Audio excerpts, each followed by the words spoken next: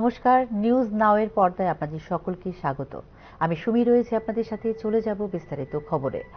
বিদ্যুৎ চালিত rail engine পরিষেবা চালু করার শেষ পর্যায়ে পৌঁছে গেছে ত্রিপুরা। সাব্রুম রেল স্টেশন পর্যন্ত পৌঁছল ইলেকট্রিক রেল। অপরদিকে রাজ্যে বন্দে ভারত ট্রেন চালু শুধুমাত্র সময়ের অপেক্ষা বলে জানালেন ডিআরএম লামডিং সমীর লোহানি। দীর্ঘ প্রতীক্ষার অবসান হতে যাচ্ছে। কিছুদিনের মধ্যেই পুরোদমে চালু হতে চলেছে ধর্মনগর আগরতলা সাব্রুম রুটে ইলেকট্রনিক রেল পরিষেবা। এদিকে আগরতলা গুয়াহাটি আগরতলার মধ্যে বন্দে ভারত এক্সপ্রেস চলাচল এখন শুধুই সময়ের অপেক্ষা বলে মন্তব্য করেন উত্তর পূর্ব সীমান্ত রেলের লামডিং বিভাগের প্রধান ডিআরএম সমীর লোহানি। এর জন্য প্রয়োজনীয় অনুমোদন মিলে গেছে বলে সাংবাদিকদের জানিয়েছেন লোহানি। আগরতলা গুয়াহাটি আগরতলার মধ্যে বন্দে ভারত এক্সপ্রেস চলাচলের জন্য সম্মতি পাওয়া গেছে দেশের রেল বোর্ডের তরফে। লামডিং থেকে সাব্রুম পর্যন্ত ভায়া বদরপুর জংশন স্টেশন রেলপথে বৈদ্যুতিকরণের কাজ চলছে বর্তমানে। আগরতলা সাব্রুম রেলপথে বৈদ্যুতিকরণের কাজ শেষ হয়ে গেছে। এই কাজ শেষ হয়েছে বদরপুর জংশন স্টেশন থেকে ধর্মনগর হয়ে আগরতলা পর্যন্ত। এখনো আসামের দক্ষিণাংশের বদরপুর জংশন স্টেশনের 3টি স্টেশন পরে অবস্থিত চন্দ্রনাথপুর থেকে মাইবং স্টেশন পর্যন্ত রেলপথে হয়নি বৈদ্যুতিকরণের কাজ। এই অংশেও বৈদ্যুতিকরণের কাজ চলছে জোর কদমে। সবকিছু ঠিক থাকলে আসন্ন দুর্গাপুজোর আগে আগরতলা গুয়াহাটি আগরতলার মধ্যে শুরু হয়ে যাবে বন্দে ভারত এক্সপ্রেস ট্রেনের চলাচল। ইলেকট্রিক ট্রেন ইঞ্জিনটি সাব্রুম আগরতলা রেলপথের 114 কিলোমিটার দূরত্ব অতিক্রম করে প্রতি ঘন্টায় প্রায় 90 কিলোমিটার গতিতে। আসামের চন্দ্রনাথপুর থেকে মাইবং পর্যন্ত বৈদ্যুতিকরণের কাজে কোনো খামতি নেই। তবে পাহাড়ি রেলপথ হিসেবে পরিচিত এই এলাকায় থাকা কৃত্রিম সুড়ঙ্গগুলিতে বৈদ্যুতিকরণের কাজ করতে গিয়ে কিছুটা বেগ পেতে হচ্ছে উত্তর পূর্ব রেলের। এই ক্ষেত্রে বিশেষ বাধা হয়ে দাঁড়িয়েছে 10 নম্বর সুড়ঙ্গটি। এই সুড়ঙ্গে বৈদ্যুতিকরণের সম্মতি এখন পর্যন্ত পাওয়া যায়নি বলে জানিয়েছে উত্তর পূর্ব রেল। তবে অচিরেই তা মিলবে বলে জানিয়েছে উত্তর পূর্ব রেল কর্তৃপক্ষ। এরপরেই রাজ্যে পুরোদমে শুরু হয়ে যাবে বিদ্যুৎ চালিত যাত্রী রেল পরিষেবা। Bureau report, news now. গুরুত্বপূর্ণ রদ বদলে মোট 8 জন আইএএস এবং টিসিএস পর্যায়ের আধিকারিকদের বদলি করা হয়েছে রাজ্য প্রশাসনে। একাধিক জেলায় বদলি করা হয়েছে এই আধিকারিকদের।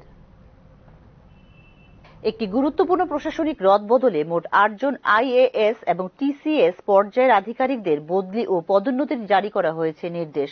অবিলম্বে এই রদবদল কার্যকরী করার নির্দেশ দিয়েছেন রাজ্যপাল ইন্দ্র সেনা রেড্ডি নাল্ডু। রাজ্য সরকারের সাধারণ প্রশাসন বিভাগ দ্বারা জারি করা বিজ্ঞপ্তি অনুসারে একাধিক জেলায় হয়েছে এই রদবদল। আদেশ অনুসারে আইএএস উপেন্দ্র জামাতিয়াকে engineer super RD circle 2 Udaipur Gomati জেলা থেকে বদলি করা হয়েছে সিপাহীজলা জেলার অতিরিক্ত জেলা শাসক ও কালেক্টর হিসেবে। একইভাবে আইএএস সুমিত কে পান্ডে, যিনি খোয়াইতে এডিএম এবং কালেক্টর হিসেবে কর্মরত ছিলেন, তাকে অতিরিক্ত জেলা শাসক হিসেবে বদলি করা হয়েছে ধলাই জেলার আমবাসায়। উত্তর ত্রিপুরা জেলার এডিএম এবং কালেক্টর হিসেবে নিযুক্তি দেওয়া হয়েছে আইএএস মিহিরকান্তি গোপকে। আইএএস রিঙ্কু লাথারকে নিযুক্তি দেওয়া হয়েছে সিপাহীজলা জেলার এডিএম এবং কালেক্টর হিসেবে। টিসিএস অফিসারদের মধ্যে সুভাষ আচার্যকে নিয়োগ করা হয়েছে খোয়াইয়ের এডিএম এবং কালেক্টর হিসেবে। সিপাহীজলা জেলার অতিরিক্ত জেলা শাসক টিসিএস সুব্রত মজুমদারকে নিযুক্ত করা হয়েছে টিআরএলএম আগরতলার সিইও হিসেবে। টিসিএস আধিকারিক শ্রীমতী সুমিত্রা দেবনাথকে যুগ্ম পরিচালক আদিবাসী কল্যাণ দপ্তর আগরতলা এবং টিসিএস আধিকারিক বনলদিকা ডার্লংকে নিয়োগ দেওয়া হয়েছে গুমতি জেলা ডেপুটি ম্যাজিস্ট্রেট হিসেবে। Bureau report, news now. কেন্দ্রীয় তেল ও প্রাকৃতিক গ্যাস সম্পদ দপ্তরের উদ্যোগে আয়োজিত সংরক্ষণ ক্ষমতা মহোৎসবের অঙ্গ হিসেবে ওএনজিসির পক্ষ থেকে রবিবার এক সাইকেল যাত্রা অনুষ্ঠিত হয়। দেশের পরিমিত প্রাকৃতিক সম্পদ ও জ্বালানিকে সংরক্ষণ করা এবং প্রকৃতির সবুজায়নকে রক্ষা করতে এবং গ্লোবাল এনার্জিকে কাজে লাগানোর প্রচেষ্টা অব্যাহত রাখতে প্রতি বছর কেন্দ্রীয় সরকারের উদ্যোগে এই কর্মসূচি পালন করা হয়। এই কর্মসূচিকে বাস্তবায়নের লক্ষ্যে ও দেশের প্রাকৃতিক সম্পদকে রক্ষা করতে এবং বিশ্বব্যাপী সকল যুবকদের প্রাকৃতিক সম্পদ ও জ্বালানি সংরক্ষণের বার্তা দিতে এদিন সাইকেল যাত্রার আয়োজন করা হয় বলে জানিয়েছেন ওএনজিসির আধিকারিক কৃষ্ণ কুমার।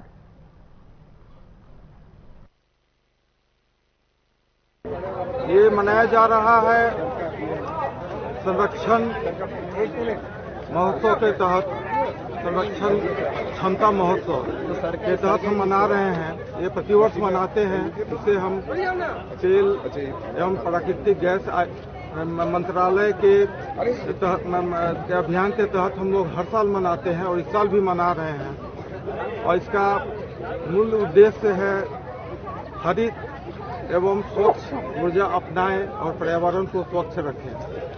और ऊर्जा का उपयोग ना हो, इससे बेहतर क्या है, क्योंकि साइक्लोथन के माध्यम से हम ऊर्जा बचा लेते हैं, क्योंकि इसमें कोई ईंधन यूज नहीं होता है। और इससे बेहतर এখনকার মতো সংবাদ এই পর্যন্তই। পরবর্তী সংবাদ দেখতে চোখ রাখুন নিউজ নাও এর পর্দায়। নমস্কার।